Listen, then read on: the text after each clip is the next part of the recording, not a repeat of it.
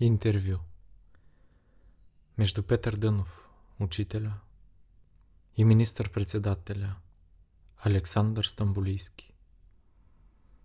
Днес, на 26 юли 1922 година, вторник, в Чамкория, към 17 часа, господин Дънов и неговия последовател Петко Епитропов, придружен с господин поручик Бакърджиев, възседнали на хубави коне, потеглиха от Соколец. Там министър-председателят Стамболийски прие много любезно своите гости в двора, заобиколен с величествени борове, и около 1/4 маса насядаха, тъй, че образуваха един хубав правилен триъгълник. Стамболийски. Исках да се видя с вас, да се запозная с вас, понеже по ваш адрес и по вашето учение си вдигна доста голям шум в печата и в синода на православната църква. Искам да зная какво е вашето учение, какви са принципите му, на които вие служите. Религиозна секта ли представлявате или някакво общество? Вярвате ли в Христа? Вярвате ли в православната църква, в иконите, в обредите? Вашето общество и вашето учение извършва ли някои обреди?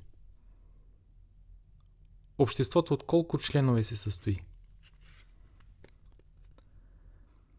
Учителя. Ние поддържаме учението на любовта, учението на Христа, което е любов, мъдрост и истина. Ние поддържаме истина на душата, светлина на ума и чистота на сърцето. Ние се стремим не само да вярваме в тези принципи, но и да ги преживеем и проявим между обществото и се приготовляваме по този начин да бъдем полезни на цялото човечество.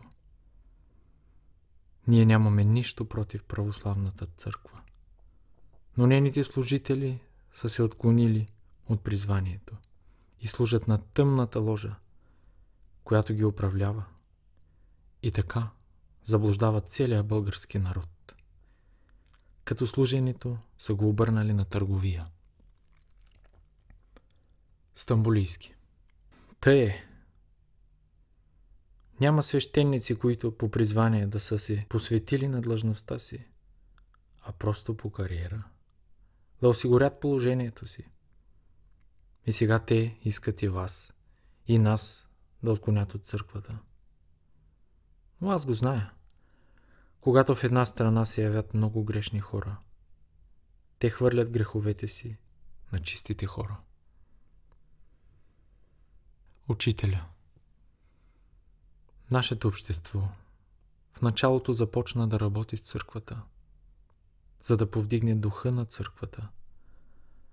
Обаче духовенството започна да ни преследва и ние бяхме заставени да се отклоним от нея.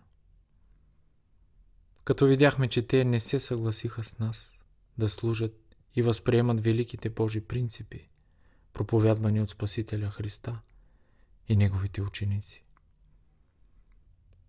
По въпроса за иконите и обредите, те са взети от гръцката църква, която е възприела само външния блясък на християнството, а вътре е голяма тъмнина и дисхармония, която и православната църква е възприела и го прилага. А той е отживял века си, защото младите не могат да се задоволят с старите традиции и искат нещо по-съвременно, което може да даде светлина и простор на разбиранията им. Стамболийски. То е вярно. Нашата младеж не може да се задоволи от това, което им поднасят поповите и техните мръсни дела. Постоянно отклоняват младежта да не посещава църквата. Учителя. Църквата има нужда от реформа. А реформата се състои в обновата на служителите. Служителите на църквата трябва да служат в чистота и святост, по дух и истина. И на съвременното младо поколение трябва да се даде храна, каквато неговата еволюция изисква. Стамболийски. Защо не обявите война на църквата? Учителя. Ние не сме за войната. Стамболийски.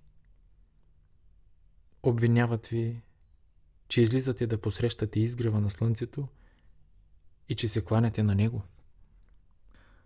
Учителя. Психическо влияние оказва слънцето при изгрева си. И нашето общество излиза вън половин, 1 час преди да изгрее слънцето. Съсредоточава се всеки в себе си и така възстановява мира и хармонията в себе си.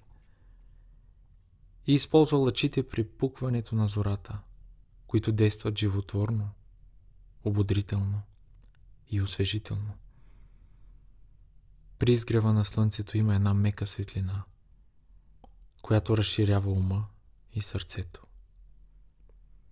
Тази светлина е много полезна и ние искаме да се ползваме от нея.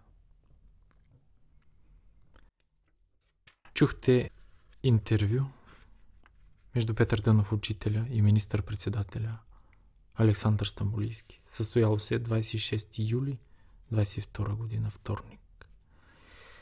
Из книгата "Спомени с учителя", първа част, издателство Хелиопол, 1996 година.